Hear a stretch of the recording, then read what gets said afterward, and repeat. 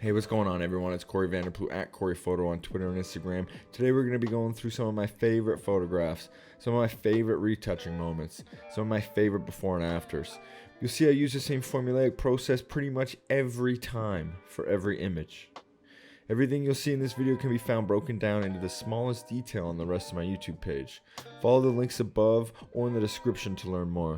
If you have any questions about anything, leave a comment below and I'll be sure to answer it. But for now, let's jump right in.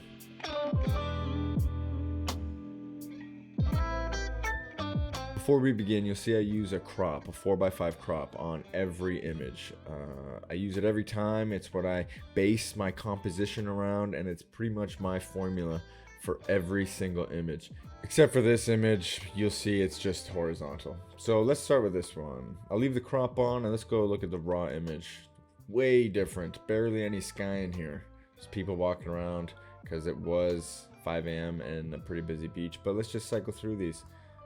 Got the sky in there. All I did was bring the curve layer down, fixed all these people and all the junk out of the way. Did a little curve action to help her lines and shapes. Got rid of more junk. See, this black line across the top was bothering me, so I lifted it up. Then I did dodge and burn, actually added some more, accentuated some tan lines, then some more skin, and then our treatment. You want to know how to do treatments? I have a color correction video that you can find. And that's really all it is. And then I add my grain. And you can see the before and after is pretty wild. Just go through these really quick. You can see it's just a step-by-step process. Start with the skin and what you know. Fix all the little details, and boom. Alright, let's go to the next one. So this is a cool beauty image. You can see it started here. It actually had something covering her, and I didn't like that. So actually I just brought the hair down and filled it in. Then I fixed up with some skin, some dodge and burn, some more skin stuff, just smoothing it out. Here's our treatment setup. Added color to the background. I actually chose a shade from her skin. You can see when I bring it up to full opacity, it really matches her skin nicely. That's usually where I get my colors from, somewhere in the image. Busted up to curves, so I'm almost blowing out, and then the grain brings it right back down. So you can see all the way off. All the way up. Real simple. Go step by step. See, I always put the crop on where the composition is and what I like, and then I fill it in. Then I do the skin, our treatment, the background, a little bump with the curve, and the grain to even everything out, and there you go. Now this one's really cool. You can see the raw image was nowhere near as clean in here. And also it wasn't big enough. So my next step was to make it fill the crop. Everything matches where the crop is. Once the crop is filled, I actually made her shape a little bit cooler and then shifted this whole wall over using liquefying and masking tool. I actually have a video called How to Simplify an Image. If you look at that video, you can see step-by-step process how I did that. Then I get rid of the mountains in the back, and then again skin and clean up our contrast and treatment move. And then the grain. So the before and after is quite drastic, but it's mostly simplifying what's in here. It made it such a cleaner image. If I didn't get rid of that stuff, it takes it from good to great, because now the focus is just on her. Now this is a cool one from a similar session, but you'll see the original photo was nowhere near the size. I actually shot 2 horizontals so I'd get more detail in the subject. So a lot of detail here. Actually made the photo twice as big if I look at the size of it. Yeah, it's 6,000 pixels wide by 8,000 pixels high, which is a huge image, especially if you're shooting a Canon. You can see these layers were separate because I had to fix the background. So I comped the other side on from another image. Then I made it fill my frame. You see the crop's always on first. Once I had this and filled the frame, now the composition's perfect. So you have somewhere to work with. It should never be the other way around. And then I brought my sky back. I have another video. This is going to sound like a broken record, but I have another video on how to get the most out of your skies. Just check for that. and then it's cleanup and skin. And then I have this grouped in to be, this is kind of where we're starting. This was all background stuff. I'll go through it again in a second. But then it's skin and cleanup, my contrast and treatment layer, a couple last little minute color variations. It may look very blue from this move. It is because this fit into a bigger story that had a bit of a cyan tinge to it and a bit of blue coloring. So I made it fit in with the rest of the story. But you can see another bold before and after. Night and day. Let's just go through this one more time. Fixing the composition, making the image bigger, a couple tweaks here and there, all to clean it up. And then it's skin, dodge and burn, contrast and treatment moves, some last little cleanups, our grain, and there you have it. Wild before and after. What else we got? This is one of my favorite black and white images. I shoot everything in black and white on the back of the camera. So if you want to know how I do my black and whites, check out my black and white video. But here's a before. Angles weren't great. There's a couple stragglers. So what I did was straighten it out to fill my crop. Did a skin, easy, simple skin treatment. And then I actually didn't like that her mouth was here. Just that last little thing to draw your eye to. I didn't like that. So I actually made the flower bigger to cover it,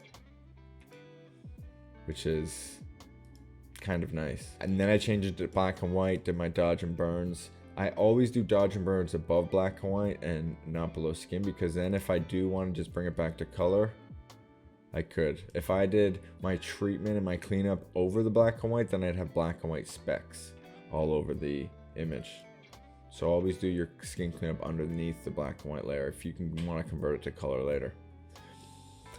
And then there's our huge move. So this is to even the image out. You can see I kind of flatten the image before I do my contrast moves. It makes it a lot easier. And then I do 1, 2 big contrast moves to really give it some drama. Then I boosted it because I like the skin blown out a little bit. And another contrast layer. Added some zip to her eyes. And then our grain. So let's go through that one more time. Even it out to fill the frame. Some skin. Flip it to black and white. Do a dodge and burn. All my curves layers to smooth it out. Huge contrast moves. Something glimmer in the eye. Some grain. Wild. But it's one of my favorites. This one's really cool. It looks like use a fancy filter, or I just got some haze in here. But no, this is all done in camera. This was just a nice foggy morning. So what I did was just clean up some stuff that was distracting my eye. Another dodge and burn, but I didn't really use it. Flipped it to black and white. Evened it out like I do before I hit my contrast moves. And then 3 times hard contrast. So I go 1 layer, 2 layer, 3 layer. I like to chip away at it to get it so the darks aren't crunched out to perfect black, and so the whites aren't blown out. You can kind of hit this perfect in the middle, and then a nice little curve boost to just lift it a little bit, make it not so muddy, and then your grain.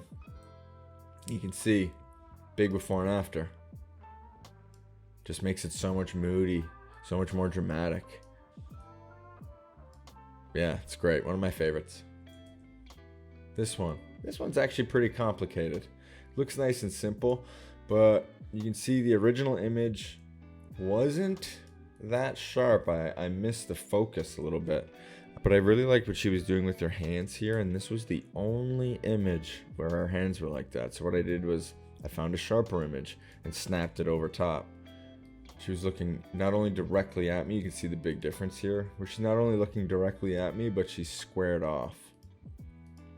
So it's a little bit more front on, which I really like. And then I extended the sides again, fit the crop. You can see that originally my main image compositionally doesn't even work for the crop. So after I swap the head on, I extend the shoulders. It might look a little stretched out, but you'll see how I fixed that. And then I level the shoulders out so it's more of an even plane and she doesn't look so lopsided. And then I add my red to have a nice even background all the way across. Then my skin, flatten it out before I do my big contrast moves. And then add your grain and a little bit of a curves boost. One more time. Swap a sharper head. Lengthen the shoulders to fill the crop. Adjust the shoulders so they're nice and even. Fix the background. Do some minor cleanups and some dodging and burning. Make everything a little bit more even to prep for the heavy contrast move. Tighten her hair up a little bit more. And then from here, this is our big contrast move, secondary contrast moves, hue and shadow, and then add some cyan to get a little bit of the redness in her skin. And then add the grain. It's such a nice before and after. The first image almost looks weird and not right compared to how we finish. Next one. Now this one's a little bit crazy. I actually did some weird stuff here. Again, look how far off this first image was from. Now this is the raw file here. I just wanted to make it bigger to fill the sides, and then I lengthened her legs down to make it look like all kinds of weird angles and messing around. But I like this difference. It looks wild. It's almost surreal. And then I fix the background, make it nice and smoother. Skin, dodge and burn. Another skin layer or something to even out the sides. And then you'll see I flip it to black and white. This is our contrast moves. Big contrast lift. Another curve boost. And then throw your grain on. It's a wild before and after. Let's go through it quick one more time. Fix the background, fill the crop, make it a little bit more wide angled and weird. Fix the background, skin, back to black and white. Then curves to make it a little bit more flat for the contrast moves. Two big things of contrast, a boost to the curves, and then throw on your grain. Beautiful. This one was really cool. Simple shot of G-Eazy. It's actually shot using a towel as a background. The towel actually cut out here, around just outside the frame. But this is really the best I could get. And then use a crop, fill the frame, straighten them out. I actually added the sides here from other images. Knocked them out to white. And then do my skin cleanup. Add it to black and white. Big contrast move. And then add your grain. Beautiful before and after. Such a cool portrait. He looks incredible. This is a fun one. This is actually 2 images. You see, when I'm shooting this, I'm focused on Catherine in the front and not Sasha in the back. So I brought her in, kept the same ear actually, and the same head, but brought in the sharper version and mixed it. You can see so it has that natural fall off still. Cool. And I fixed the curve so it matched a little bit better. Flattened it. And why did I flatten the hair like this? To fix and fill the crop. It's always about the crop. Then I do skin. Do a little hair fix. How do you fix that? There's no way you could fix that. So what I did was liquefy the hair out and mask it around to make it a lot more smoother. And that's so distracting, and now it isn't. Then we do our contrast moves, add a curve, and add your grain. You can see such a big difference. So cool. One more time. Swap the head, make it fit in. Do a little liquefying to fill the frame. All of the skin. Fix these flyaways to make it a cleaner image. Add your contrast moves and your treatment. Boost up a little bit of a curve. Add your grain. Voila. And there you go. Back to square one. So those are my favorite images. You can kind of see I use the same thing every time for all of these. It's formulaic. It brings me some relief and some comfort, and it's very cathartic when I have to sit down and start retouching, because I know I can just do the same thing and get different great results every time. If you guys have any questions or want to learn more, Don't hesitate to leave a comment. And thanks for watching.